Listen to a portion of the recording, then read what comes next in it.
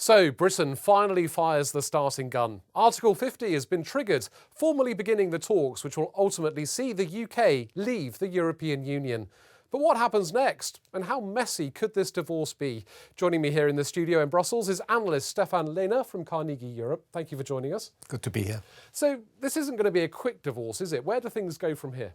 Well, the letter will contain indications of the negotiating position of the UK, and now the EU will have to formulate its response. There will be consultations among the 27, there will be a summit in a few weeks, and then the UK will be given the answer. And the actual negotiations will begin then, I think, the early summer, say in June. There's very, very little time for an extremely complex negotiating process because Article 50 says clearly that it has to be concluded in 2 years. So in 2 years, the UK will be out. And it's not clear whether that will work. If the UK leaves without an agreement, that would be a disaster for both sides. And that will be just the exit. The new arrangement, the new free trade agreement will probably take a lot longer to negotiate. It might take 5 to 10 years. British Prime Minister Theresa May has said she's going to negotiate hard. We've also had the voices here in Brussels and elsewhere in the European Union saying there's not going to be any cherry picking.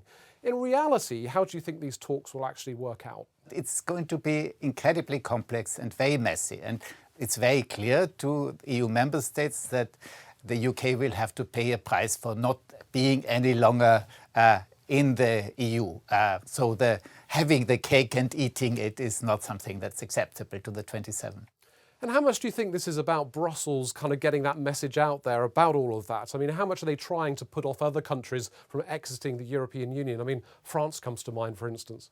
Well, the interesting thing is following the Brexit referendum, the opinion polls indicate that support for EU membership has gone up in just about every member state. I think the European economy is now recovering. It's not in such bad shape, and I don't think many countries will follow the UK to the exit. This is a divorce, but surely the UK and the EU, they'll want to remain good friends, won't they? Well, absolutely. In the longer term, there is a huge interest. The UK has a lot to offer. It is a permanent member in the Security Council. It has a very effective foreign policy.